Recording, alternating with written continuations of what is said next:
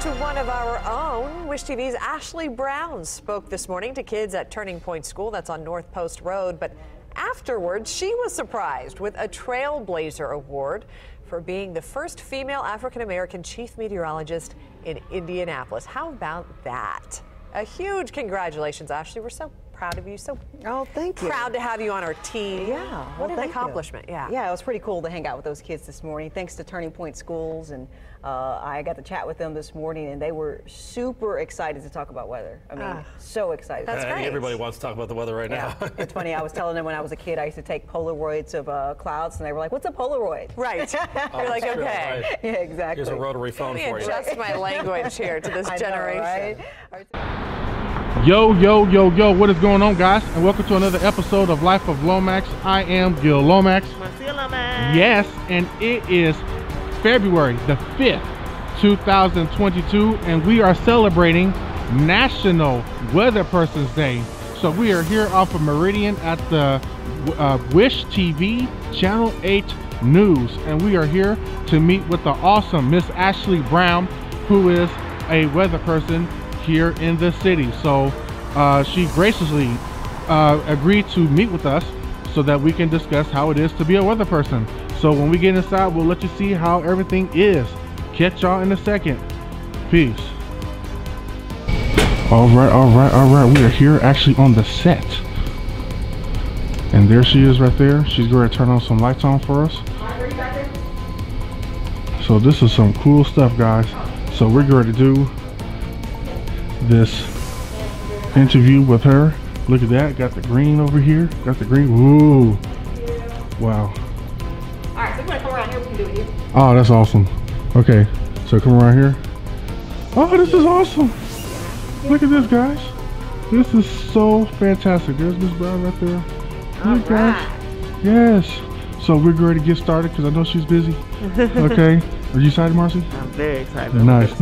Okay. Catch you in a second. All right. Okay. All right. So yeah, tell me about yourself.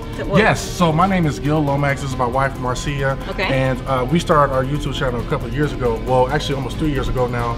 And we started because we actually are really big on Facebook when it comes to what we do in our lifestyle. We always out to eat. We're always doing something fun, vacations and things like that. And when we started to post our lifestyle on Facebook, everybody was always wondering like where the Lomax is at, what they doing now, what they eating right now. And we were already heavy on other videos on YouTube. Okay. And we realized that we can build an audience on YouTube and get monetized and actually make a career out of it. We decided that we was going to do that as well. So our channel is pretty much based on restaurant reviews, food challenges, things called mukbangs. I don't know if you're familiar with that, where you kind of eat on camera, like B Loves Life, like is a real big queen of the mukbang community. Let's see, we do different traveling videos, lifestyle reviews, and things like that. Cool. And I'm not sure if you're familiar with Vlogmas. Okay, so Vlogmas is something that YouTubers do during the Christmas time. So from December 1st through Christmas, they post a video every day that has something to do with Christmas. So, December 1st, hey, we're here, we're ice skating. Okay. Day 2, we are making gingerbread homes and things like that. So that's kind of a fun thing that we do during the winter months, or not winter months, but during Christmas time. Cool. We taking it a step further. We started what's called daily Vlolidays, where from January 1st all year long of 2022, we are celebrating whatever national holiday that day is. All right. So we're already a month strong into this. Okay. And this Saturday is Weatherperson's Day, and we thought of you. All right, cool stuff. So we are so excited to have you be a part of this video with us today. Well, thank you. Thank you for having me. Yes. So, let's get into it. So what made you want to be a weather person? So I used to work at a radio station here for a very long time. And I started working at that radio station when I was about 17 or 18. It was a DJ by the name of Guy Black.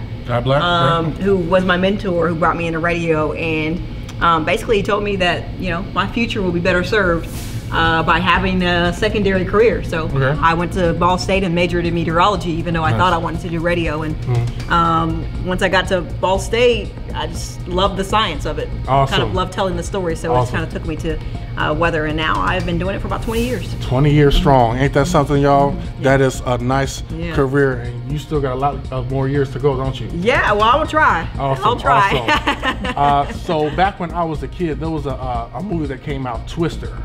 Yes. I remember that movie. So that movie right there pretty much made me fall in love with weather and meteorology. I always wanted to be a storm chaser as a kid. Yeah. So I didn't realize that there wasn't just a team that just went and chased storms, but they were actually meteorologists too. Yeah. So for a while, I wanted to be a meteorologist when I was growing up, because there was something about that movie that was just captivating, where they wanted to put Dorothy into the eye of the storms and try to figure out the science and the mechanics behind a tornado and things like that. So that's real awesome for you to give us the information. Let's see, what else is there? Was there anyone else in your family that's in this space or anything like that? Any influences? No. I'm actually a first generation college graduate, so wasn't a lot in my family that meteorology or anything like that. So just kind of went for it. Just saw other people doing it, thought I could do it, and here I am. Awesome. So as a weather person, what do you feel like is the greatest thing that you get out of being a meteorologist? What makes you keep going every day? I would say that I love storytelling, and I love making weather simple so people can understand it. I have a lot of friends who, would call me about the weather for so long and ask me about the forecast. And so my delivery over time is just like I'm talking to my friend about what's going to happen with the weather. So I just love telling the story and making it relatable about what's going to happen the next day or the next day. And I'm kind of a know-it-all, so I like knowing. Nice. So I love doing it. I'm the kind of kid that I used to do research about everything, and somebody would say, how do cows eat? And I would research for hours what cows ate and how they did it. So, the weather's kind of the same way. I just kind of research what's next and what's coming. Awesome. And I like knowing. Okay. Let's see what else is there. So, as a viewer of the news, all we see is what is put on the screen during the times that you guys are airing. Tell us, what is the behind the scenes? What is a typical day as a meteorologist? What actually goes into being the person in front of the screen telling us the weather? I'm sure there's a lot that happens behind the scenes. A lot, actually. What you see on air is probably just a snippet of what my day is like. But so I used to get here pre-baby. I got here a little earlier. I used to get here at noon. But after I had my baby girl over a year ago, I actually cut back my schedule a little bit. So I kind of wake up in the morning and I start looking at the forecast, what's possible, and then I get here at about 2 now. And then I start kind of doing a deep dive into that forecast, looking at weather models, looking at possibilities, looking at the normals. And then Steven is my weather producer and a digital meteorologist here. He kind of just starts to work on the graphics for that. What does that look like? So today, for example, when I came in, my thoughts were snowfall totals, which I hadn't really worked on just yet, but I, in my mind, started to work on those. Then we start talking about, how much do we think? What's possible here? Let's take it all the way to the max, and then let's take it all the way on the low end. Okay, so this is the most we can get, this is the least. So let's figure out where we are. Where are we in that? And we just kind of go scan through and kind of work through and come up with snowfall totals. And by the time I get to 3 o'clock, I'm live on air here on Wish. And then on 4 o'clock, we start all the shows. And, it's radio hits in between that. And updates for South Bend. We also do a forecast for them. Meetings with my producer and staff about what's happening for that day. And then on air for the 4 p.m. show, the 5 p.m., the 6 p.m. Done at 7. Usually I go home with my child, but on a crazy weather day, I'm here until 9 o'clock, and then we'll go back on air at 10 o'clock, and I'll be there until the 11:30, and then home. So awesome. It's kind of a long day, but it's kind of worth it in the end. Okay, so that sounds like a real busy day. So after you get done with your work schedule, I know you have a new child now, and so is there do you bring your work home, or anything like that, where it might maybe you know, like, oh, do you ever have time to go grocery shopping or anything like that, or is it always like that? Right. Like, hey, like when I get home, it's all about being ready for the next day or anything like that? Unfortunately, if you're a meteorologist, you're a meteorologist at all times. Yeah, so for me, if the weather is quiet, then I go home and you know, it's all about time with my daughter. Gotcha, but on weather days, when they're crazy and things are happening, then I'm constantly trying to see the updates and what's happening in the forecast. And if the weather gets too crazy, doesn't matter what time it is, I have to be here. So I'm the chief meteorologist, which means that I kind of oversee everything that happens in this department. So if you know thunderstorms approach, snow gets too heavy, then I'm here. Then I have to come in and kind of see what's happening with that. So you don't really turn off being a meteorologist a lot of times, but I definitely have quiet days. You know, those sunny, quiet days. I'm definitely spending a lot of time with my little one. Okay, that's what's up. So it's one thing to know everything about the weather and how you're going to, report it and the knowledge behind it.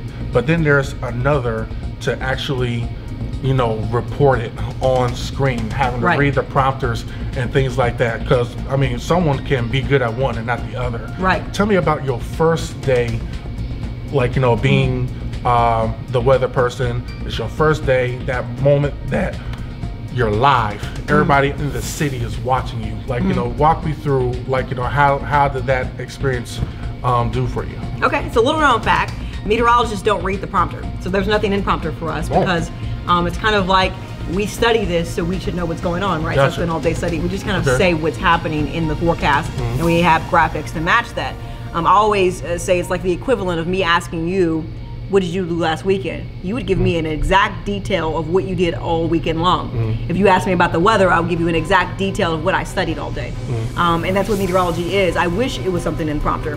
But my first day on air, my first gig was in Palm Springs, California, which is about an hour south of LA. I worked there for about 7 years, but my first day on air, unfortunately, I didn't know about weather out there. And meteorologists, I don't study weather in California when I'm in school at Ball State, right?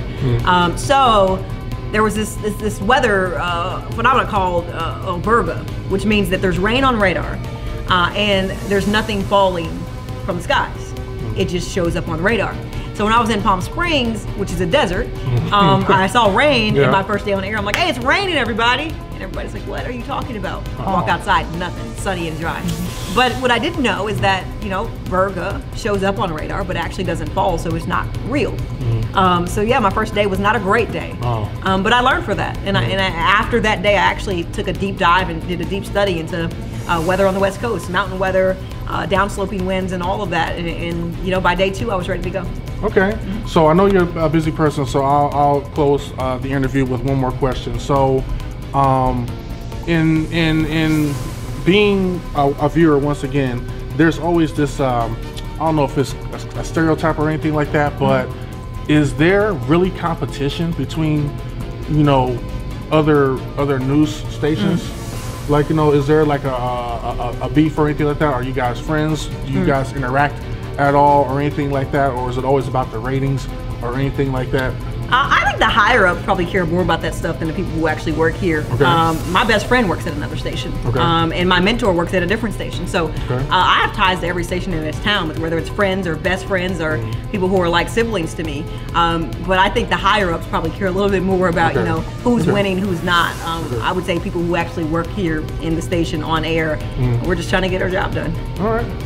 Well, I just want to say thank you so much for giving me and Marcia and our channel a piece of your time. It was such an honor to be in the presence of you. We watch you all the time. Thank you. Yes. So when we first reached out, a part of us thought she's not going to write us back, like what I mean. But to get a response, like and to invite us down here, like it was amazing, and I just can't thank you enough for this. Thank you. So with that being said, this is how we close out the video.